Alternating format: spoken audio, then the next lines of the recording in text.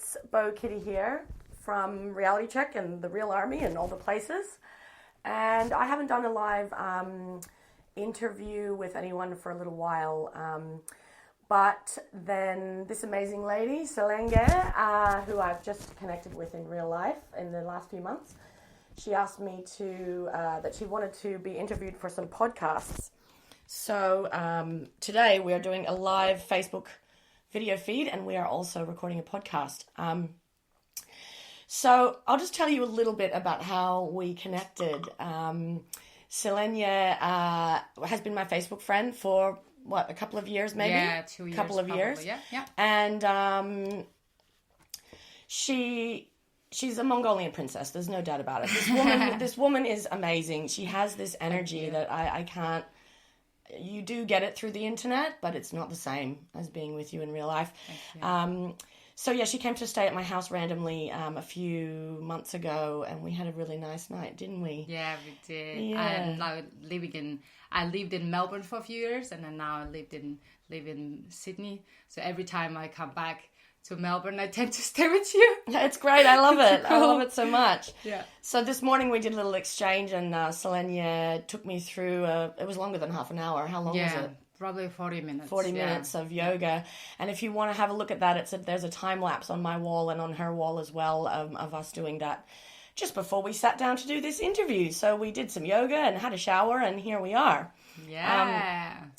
But honestly, the most exciting thing that I can't stop thinking about having Selenge turn up last night, was that she's basically a very special tour guide. And I really think that everybody needs to go on one of these tours with her, because I'm absolutely determined to. So I'd like you to tell us a little bit about what your tours are and what they involve. Thank you so much. Yeah. Thank you so much for having me. And thank you so much, everyone who's tuning in with us. And we're going to have fun. So, yeah. So I'm from Mongolia, and I lived in Australia last 10 years now. So when I moved here, after moving here a few years later, I really had that, I realized how much I love Mongolia, and going back to Mongolia was really special. Every time I was going back to seeing the two different culture, Mongolia is the country that is really, in some ways, really ancient country. The land is ancient, horses, and when you are there, you really feel that ancient root and... how we all were in the past, in maybe generations before, how we all lived in tribal culture, which is so connected to the earth and the spirits of the land. Because Mongolians are nomadic, right? Yeah, and that's why they live in the yurts, and they move the yurts around. Exactly. So and I'm I was a tour guide for many years in Mongolia, and I wanted to take people to Mongolia, but very special way, more an intentional way, where people can look after themselves and then look after the land and connect that way really deeper into the culture and the land. Yeah. So I created this tour, is yoga and adventure tour, but it is... It's not just yoga, from what I've been reading. Yeah. It's not just yoga at all. Just bring that, remembering all of us to connecting, helping all of us to connect to deeper into our primal tribal self, if that makes sense. And I guess while we're going on the journey, even though it seems like a yoga journey, we do practice the yoga and meditation in the morning to clear the head, and then afternoon we go in the horse riding or hike the highest mountain in Mongolia, or go and explore all different amazing waterfalls and things like that. But that becomes more of a yoga off the mat, because really it's we can be conscious and all that in yoga mat and meditating, but if we're not bringing out to the real life and then living it, helping create a space for ourselves to really practice it. It's integration, isn't it? Integration, exactly. Yes. Because life throws a lot of shit, right? Yes. But this is the thing, I'll be honest with you, I have never, ever been drawn to go on a yoga retreat. Yeah. Ever. Because I feel like I've spent a lot of time in Bali. Yeah. And I don't like the yoga set there. I must admit, I feel allergic to it because I feel like it is very much based in tourism, in yoga tourism. Yeah. Whereas after looking and hearing about your tours and reading your brochures last night, I feel as if your trip would not be easy. It would be very challenging. Yes. And I don't just mean the yoga or the horse riding or being in Mongolia. I mean giving up, surrendering to the adventure. Yes. Sleeping in the yurts, sleeping in the gers or whatever you call them. I'm not sure. Yeah. Are they gers or yurts? Ger. We say ger. Sorry. Yeah. Okay. Yurt. But you can say yurt. Yeah. Okay. Yeah. But I and just tent as well. Yes. But this is the thing. Like I think all of those things together, that makes for a transformative experience, no matter what. Exactly. And then now, since meeting you, and like your energy is so amazing. Like I'm always a little nervous because I feel like you are so in tune. And sometimes I feel like I'm not in my center, but it doesn't matter. It doesn't matter. Every time we hang out, it's like our higher selves connected. It is. It's amazing. I love it so much. Yeah. And it was funny after you left. Remember how I was like, how'd you make those vegetables? She made these vegetables. I have to tell you, all she did was grab some like green vegetables like broccolini and some other spring onions. I don't even know what else from my fridge. But she made these vegetables. I've been thinking about them since you were here. Oh, really? What did you put in there? Do you have any idea? You messaged me that I can't remember what I put. They were amazing. Thank you. And it's just so interesting how much we have to learn from each other. Yes. Like this is why I try and have real meetings from people I know on the internet. I try and, invite them to my house after. It's like, let's connect in real life because there has to be more than this, two-dimensional thing we're doing on the screen or whatever. Right, totally. Yeah. Yeah. And since Selenge got here last night, like I'm determined to do, I'd already committed to not going overseas this year, but I need to do this yoga retreat. And if it doesn't happen this year, it's going to happen next year. Yeah. I want to go and ride Mongolian ponies in the mountains and fly eagles and do all of the things, Yeah. But mainly I just want to like soak up some wisdom from this amazing woman. Thank you. So tell us a bit more about how it started, because you were telling me last night some of the story of how you came to be in Australia and what you were doing there. Yeah, so, I was a tour guide in Mongolia, and then tour guide in Mongolia, when I was traveling there, one of my Australian friends' parents are like, can you organize a trip for us? And then I organized a trip with them, and then like went with them, and then they loved me, and they're like, if you want to come to Australia, we can help you, and that's how it started. They like sponsored me to come to Australia, so here I am. Amazing. And that was 10 years ago? That was 10 years ago. Wow. A really amazing family. So when you said they sponsored you, did they sponsor you to come be a tour guide? No, what they did is because I came as a student, like international student, and then I didn't have a lot of money to show in my bank, so you had to show like $30,000 or something in your bank. So they showed that, and all these documents goes with it. Yes. So that was the huge one. And are you still friends with them? Yeah. Actually, like my friend who was friends with, she came over with my home. And she got two kids now. Oh, she came to Mongolia? No, sorry. Oh, to Sydney. She came to Sydney in my home. And they live in Kenya now. So, oh, wow. Yeah. Wow. I've been in their wedding and doing Mongolian blessing. Amazing. In Kenya? And no, in Sydney, near Sydney. Wow. Yeah. Amazing.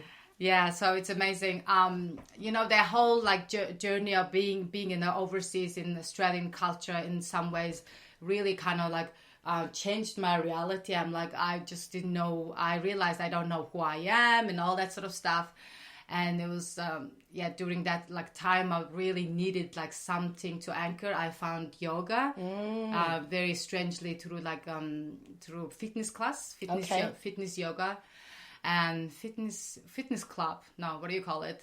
Leisure centers. Okay, yes, recreation centers, yes. Yeah, and and first few times I really noticed like how much I've become patient, because since I was a little girl, I had this anxiety I could call now, but I didn't know. I thought I'm a very impatient, like Yes. just can't be still, Yeah. And then I noticed I become a lot more patient. I was like appreciate the nature more. I would look at the trees. I like watch the movements. I'm like, wow, yoga is something. What's happening, And, just like a few years goes on, and I decided to yoga teacher training. Amazing. And where was that? First in India, the land of India is just like they spiritually really like fitting, and that's where it started, their first self-discovery. Is there much yoga already in Mongolia? Is yoga a Mongolian thing, or? Yep. It is, okay. Okay, yep, good question. Yeah, I'm just wondering about that. Yeah. Yoga, like yoga asana doesn't in Mongolia, but I feel like yoga philosophy is in there. Yes. Because of the nomadic culture, the ancient culture. But the practice of the physical practice of yoga. Yeah, like meditating is not. Because, Mongolia doesn't have the land doesn't have the borders, There's no like, okay, Bo's land, it's he's Selenge's land, there's no such thing as that. Like, whole country is owned by the government, but nomadic people can settle anywhere they want, and they can't. So it's still like that. No one else owns land except the government. Yeah. Wow. Like, but obviously in the smaller towns and cities and different, but like, in general, like probably I would say 80% of the land is just like free. And then, so when we go in camping and like staying in yurts and things like that, it's just no fence. I feel like it's just so liberating to go back into that sort of, settings. Yeah. So anyway, nomadic people are naturally, they have this zen. They're so grounded, so connected to the earth. And I always, after I practiced in yoga a year, and I went back there, and I just realized, okay, I saw the land. I was sitting in the hill. I just saw the land, how, nomadic people are just galloping and then bringing their... Oh, yeah. She's slipping off the screen there. I'm like, forget you guys. And, so like... I was just watching the beautiful nomadic life off the hill. And I'm just like, oh, okay, no wonder why I don't need yoga, because their life is that, the way of being is that yoga, that union with the earth, one with the earth, oneness. And oneness.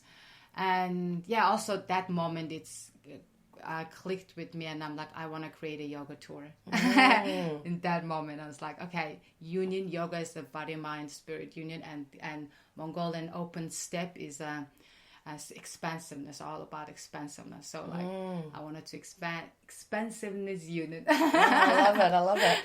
Can I ask you, I just had a thought, like, how you're talking about this expansiveness and no borders and sort of this freedom of the land.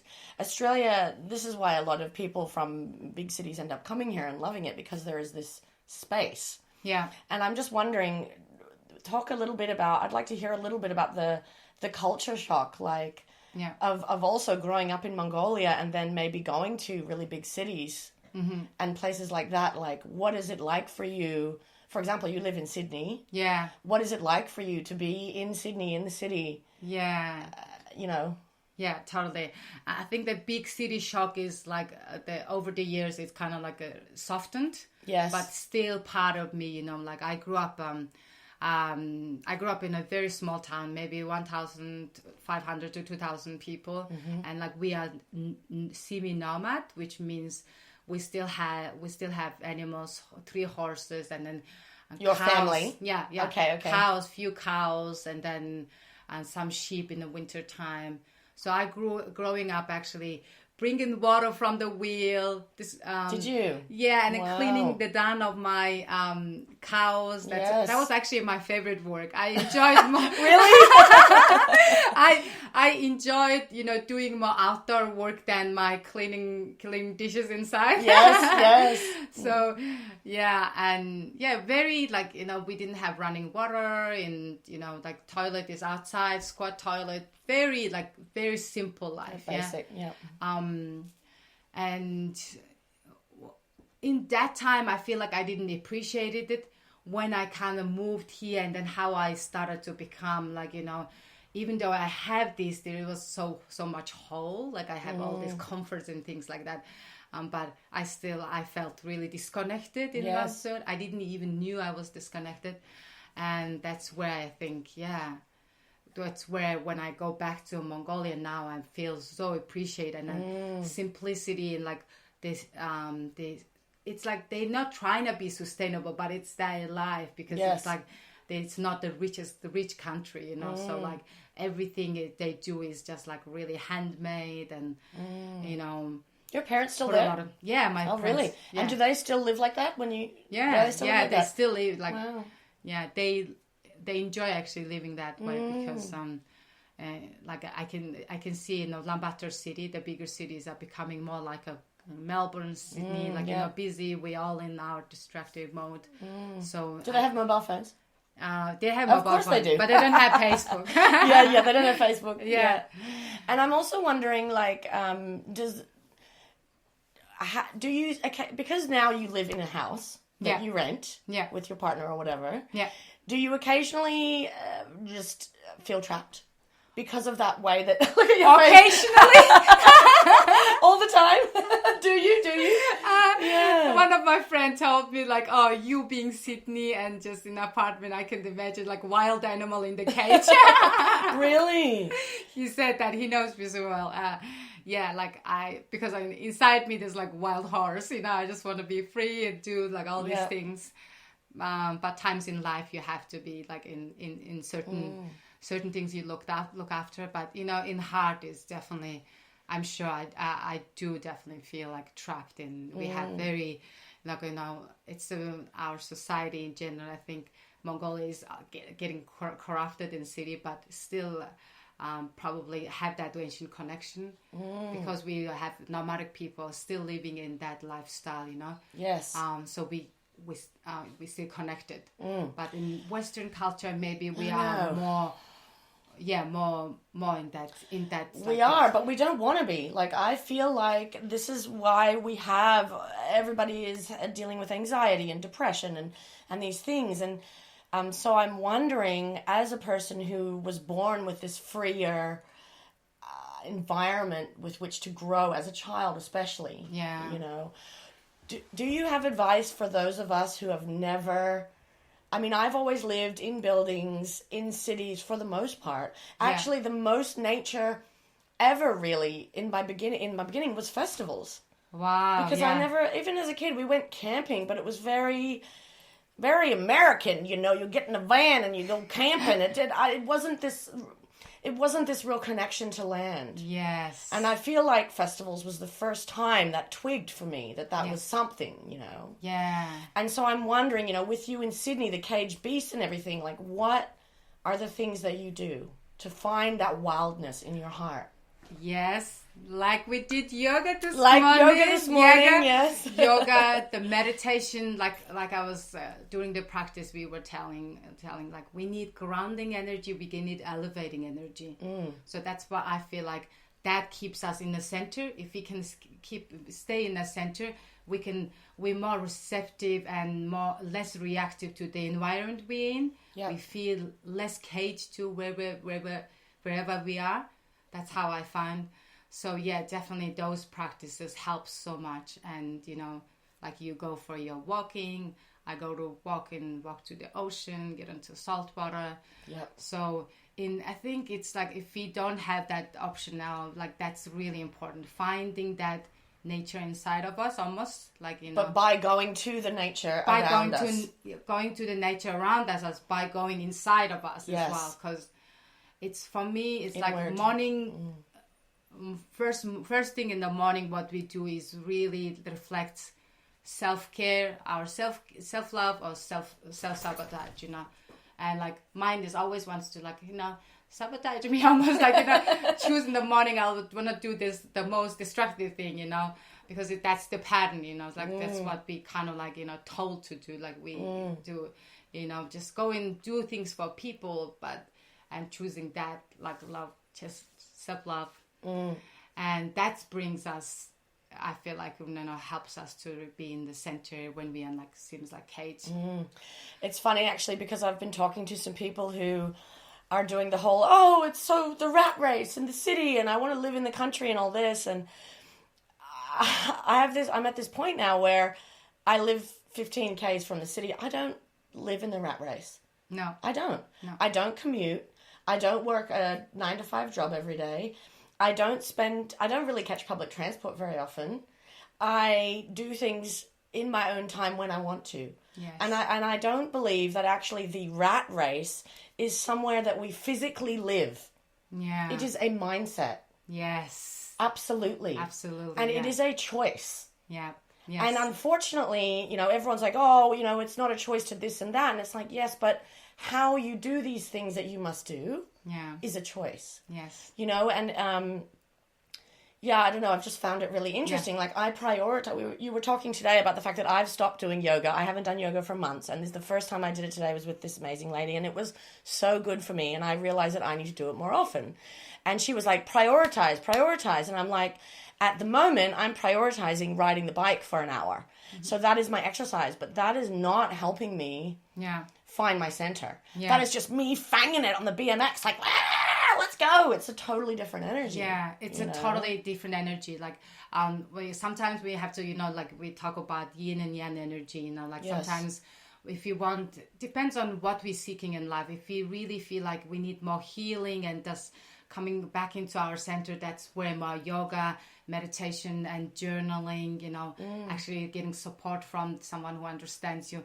So those are the tools, right? When we feel like we're not like, feeling good, but we need to get things shit done. That's more of a yang.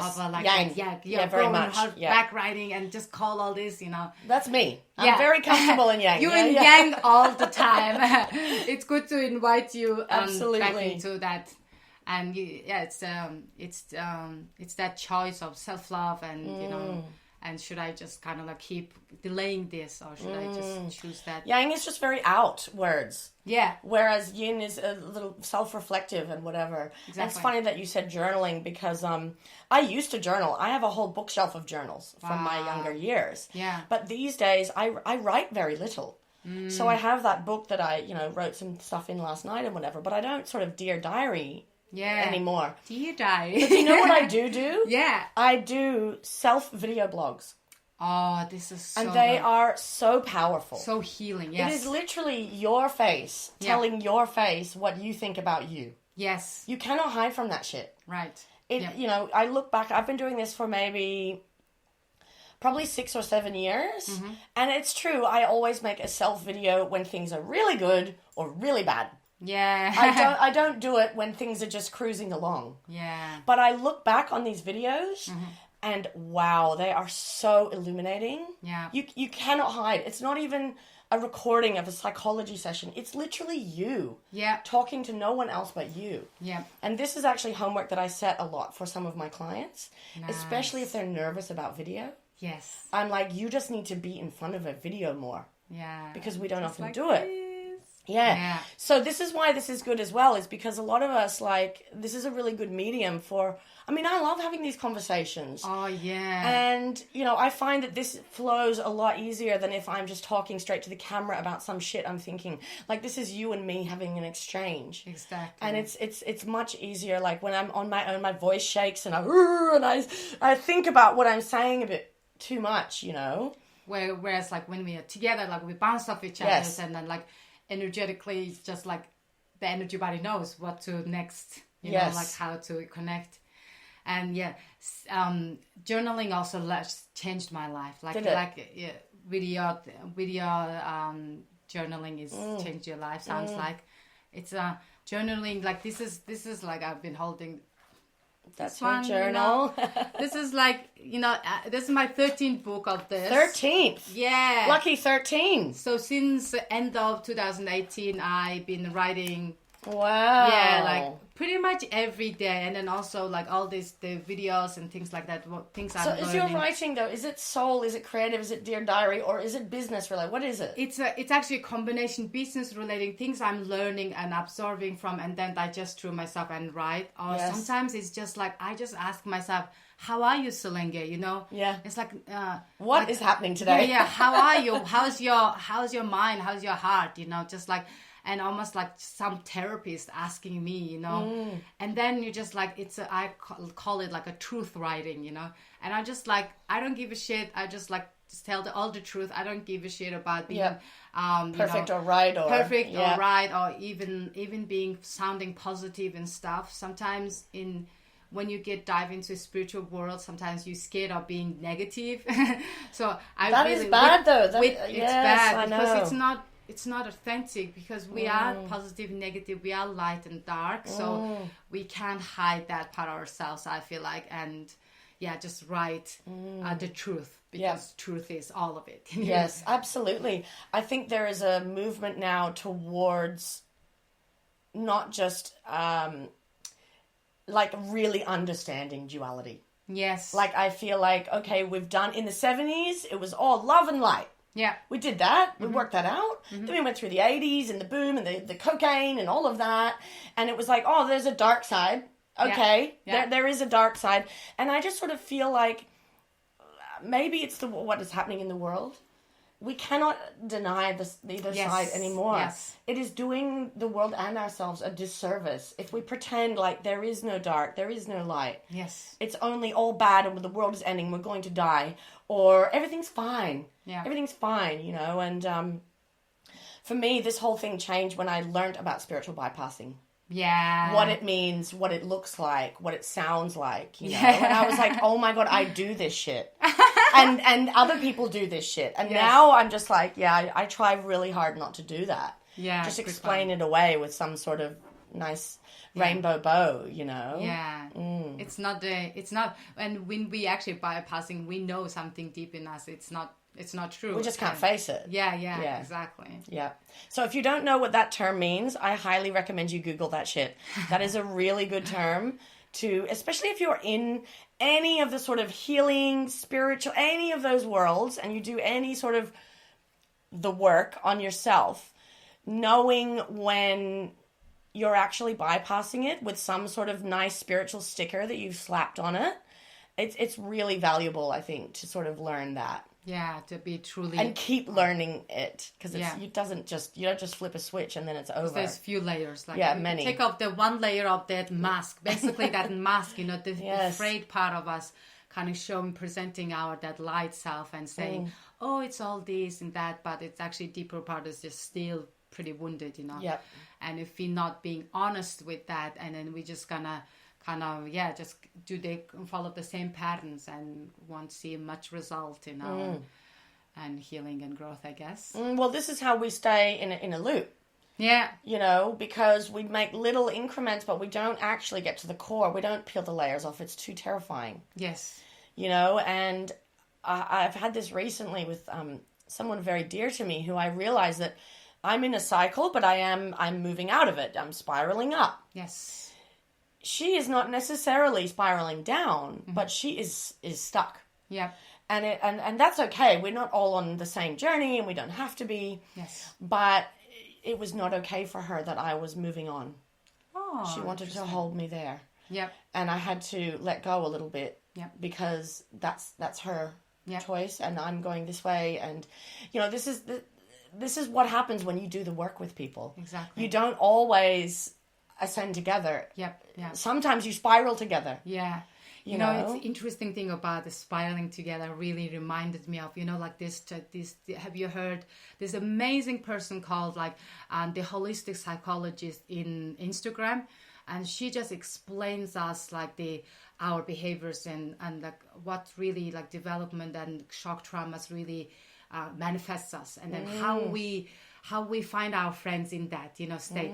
Our friends who wants What's to her name? I need to follow this person. Yes. Yes. I'm going to give you. Okay, good. We'll put it we'll put a comment below about who this is afterwards. Yes, the holistic psychologist Nicola Perez. Oh, that's what she calls herself, holistic psychologist. Yeah, that's her name. Because I'm a holistic business coach. I love it. It's all about holistic. Yes. It's all about heart-centered and everything. But Selenge, everything has to be holistic now. Yes. We cannot separate and compartmentalize these areas of our lives. It does not work. It doesn't work. We can't be just successful in business and then be like if you're successful in business, you have to be successful in all the other area. Otherwise, we unhappy. It's like right down there. Yeah. Yeah. With going back to that, the bond. So when our friends in that, so like in a Spirals. spiral, you know. So I really understood that. Our state of mind is so like there is a trauma bond. So like we're getting This is connection. what we were in. We were in a trauma bond. The trauma bond, and then when you're like peeling off your trauma, and then you're going into different state, your mental state is elevating, and that's like this person can't connect you. I was like, I miss you. But she was grabbed. It was this pull down, and I was like, I am not. Yeah, I have done this. This has been so hard to move beyond. I love you. Yeah. I cannot stay there with you. Yes. That's a little bit what happened. Yes. Yeah. That's the most compassionate thing you do for yourself and the other person. It hurts like hell though. Of course. It has to in this. I felt guilt. Yes. Yeah, I felt really deep guilt. Yeah. At leaving them behind. Totally. A little bit, to do my own healing. Exactly. To go to the next level of my own healing. Good on you. I think that's really, really important. It takes so much courage because friendship is also like a great relationship. It's like it really grieves you as well. But also, I'm loyal as fuck, and so for me to actually go, no, this is where this is at. Yeah, it was in direct conflict with my feelings of love and loyalty to my friend. Yes. Do you know what I mean? It felt like I was like cheating on her is not the right way, but like saying goodbye almost. Just because my healing requires that I now go really far, really forward. Yes. I cannot stay stuck here. It won't talk about that. It's the same old stories. No, not going to serve me anymore. Yes. Ready to move. Yeah. Ready to let go of that layer. Yeah. Whereas maybe this person's still holding onto it like a coat, Great. Comfortable coat. Yes, each that layer, each that coat, it's hurtful to take off, isn't it? It's raw. It's like the new tattoo on my back. It's like raw skin, Yeah. But it's so necessary, isn't it? Like the lightness, and then the life actually slowly change. The reflection of that, the people you even though you're losing that sort of friend, and then you inviting different friendships. Like, you can see the renewal, right? Yes. Well, I also believe that when we are stuck in that trauma cycle with someone or some people or whatever, everybody enables each other to stay stuck sometimes. Yes. And this is where I'm not, it's this fine line between accepting people exactly how they are right now and loving them exactly how they are, but also encouraging them to be their best selves. Yes. Like, how do we do that? Yeah. Do you have any ideas on that? Because I don't know. Yeah. I know exactly, because when I started doing like yoga, meditation, and then I've been getting like feeling so much better. First time in ever life, I felt like non-foggy, clear-headed. I can make right decision, not really confused all the time. I was like, wow, everyone should feel this way. And then I'm like saying here and there, like, you should do that, you should that. That's not, I realized that's not the right way to, because people... You should doesn't work. Yeah. Just like, sending people all these videos and things like that, unless almost they requested we were talking about it, it's like, it's really not a waste of energy, because people, if people open to it, bit of more openness, and then see your result, and then coming to you, and then when you're talking about these sort of things and then curious about it, I think it's a really nice place to just kind of like offer this, I'm here for you, all these things. And otherwise it just seems like, you're trying to sell product that you don't need people almost. But this is how I feel about what I do with Reality Check and what you're doing with these tours. Yeah. You can't convince someone. No. They must be ready. Yeah. And they must feel called. Yes. They must feel called to come and have, their reality checked by Yes. me. Yeah. And then when I saw she's got these beautiful brochures, everyone, that I'm just going to give you a quick look at. She's made these beautiful brochures that she turned up with last night, and she's done a really good job, because these tours, you're going to Mongolia, it's all inclusive. It's not cheap, they're not expensive, but they're not cheap. So you need to present the whole idea of what's happening. And when I flicked through this very beautiful, very professional, I'm literally called. I am called. I must go. I probably won't make it this year because of finances or whatever. But I will be going on one of these tours with this woman. I know I will. And it is just a matter of time. And time doesn't even matter because it's not linear, and who cares? And do you know what I mean? We will do this together. Yeah, you exactly. know? I don't even care you don't come this year, but one day we will be together in Mongolian soil, Yes. supporting each other, experiencing that, the experiencing and reminding all the messages we have away from our responsibility. We will remember Yes. that, and it will be such a honor to witness that. Yes. In But each I also other. think that for me, after traveling solo for so many years, Yeah. I've done all these things. Yeah. I want crazy experiences. I don't want to go to some Western country and experience the same shit. Yeah. And this is where I feel very called to this. And I think other people will too. Yeah. Thank you. And this is why I sort of feel like it's about, we were talking about putting these in travel agents. Yeah. 90% of people that walk into a travel agent absolutely not going to resonate. Yeah. Because it is challenging. It's an Yes. ask. Yeah. 10% of the people are going to be like, I just want to do this. This is all I want to do. Everything else is irrelevant. Yeah. And so I feel like it's important to as we develop our own businesses and tours and whatever vehicle we choose. Yeah.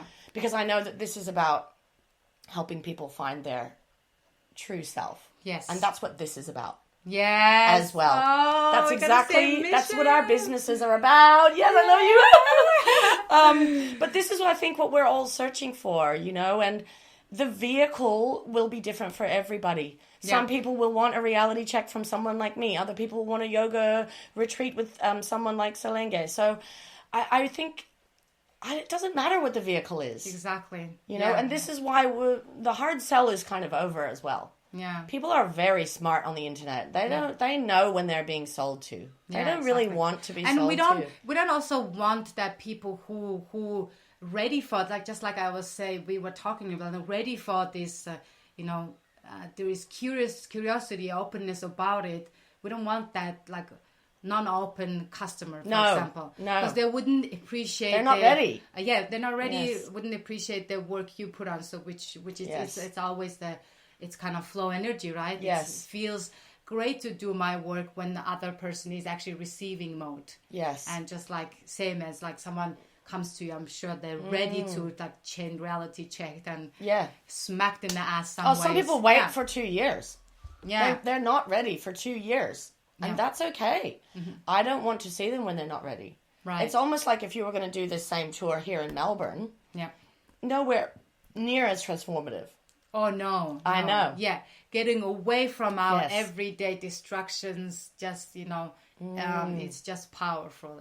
For me, it's my own journey. It's upgrades me, activates me when I come back. Okay, I remember now. Yes. Yeah. Who I am, why I'm here. Yes. Yes. What I'm here to do, Yes. it's when we get over our, the physical needs and being in the ego self, it's we realize it's the service. We need, people need this. People need this, Yes. And sometimes people don't even realize people need this. So therefore we have to show up. Yes.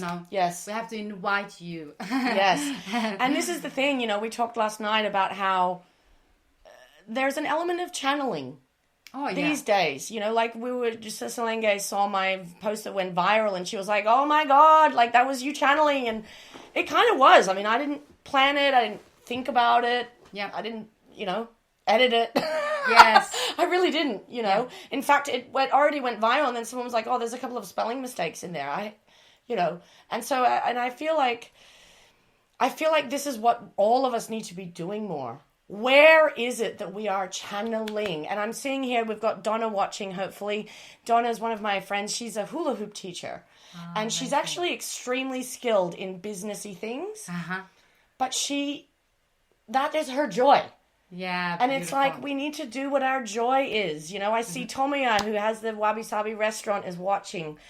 I see we have Laura, who is watching, who runs her own business called Put Your Heart Into It. Like, I'm absolutely stoked to see that the people are tuning in right now are also people who are actively pursuing their joy, pursuing their special gift, whatever that means, you know? And for some people, it is not, you know, so lofty as maybe yoga or business coaching or whatever. I think we all have our slot to fill, you know. Oh yeah, 100%. So what's one of the most amazing, can you give us a story from one of these? She's been doing these tours over 6 years, but she's done 4 years of tours. And I'd like a story, please. I'd like an amazing or crazy story from one of your wow, which one? Of your tours. I have a story, and it's a story of, maybe I'll say the message later. This gave me a really strong message. Okay, I'll say the message straight away. Sometimes you can surrender, sometimes you don't surrender. You just don't give up. You just keep going. Okay, this is the example. In Sacred Mountains tour, which is at the moment my really hard and which is the one I need to do, of course. Yeah. And which is the longest, hardest, most challenging, most expensive one, of course. And then most magical, because we're going. This one is where we're going to the Tambot Mountain, which is the Five Gods Mountain. It's the highest mountain in Mongolia. We hike up to the 4,050 meters height up, and we fly to Western Mongolia. So what we did is we flew to Western Mongolia, drove our car close to the mountain, and then we jump on the horse, all of us, 7 people looking after eight Westerners, really safe and secure. And then we get to the base so there's camp. 15 people on horseback, 15 horses. Amazing. Yeah. It's and galloping across the and then incredible. You riding across the land, and then you all of a sudden as you're closer to the snow-capped mountain, you on this movie setting. I'm sure Alice Wonderland feels like that. It's just like from my Alice in Wonderland was that, the mountain energy, prana, life force of the land is, I never felt that strong. And the horses, they're solid and strong, There was the rain, there was the wind, but we were just laughing. We were just so happy, and we didn't care. Exhilarated, right? Yeah, we were like, wow, what is this energy? This energy really exists, Yes. Anyway, so we went we finished the horse riding, had a nice sleep, and then next morning just meditated a bit, and then we started hiking up to the mountain. But mountain wouldn't allow us to go into top, Oh. It was just weather was crazy, it was almost like a mountain. You think you can get your things that quick? No. It was basically like that. And how about a challenge? Yeah, how exactly. about another one? Exactly. You were just laughing so much yesterday. I'll give you a little bit of this. And we didn't manage to go up to the top, and it was just and our trekking guide, he's like, okay, it's not safe, it's not an easy hike. Yeah, it's like a life. It's amazing, but it's worth it. Yeah. Anyway, I knew it's worth it, and I put a whole year of my heart there, and it was hurtful, for me. I was going down, come to the campsite. You felt like a failure. Yeah, I felt like a failure. I cried in front of my clients, and then one of the girls was so beautiful, like Melita, and she was just like, emotion, it's an energy in motion, let it flow, She was so cute, and then everyone was like, okay, we can let it go, but I was like, I tried. In the next morning, I woke up at 5 a.m. and went up to the hill.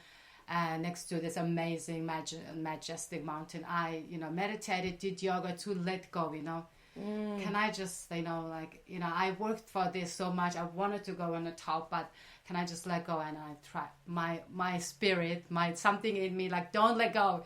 And then I was like, okay, I can't let go. So let's do another try. We were supposed to go back to the next destination, that day. Like, we can't let it go. Must go.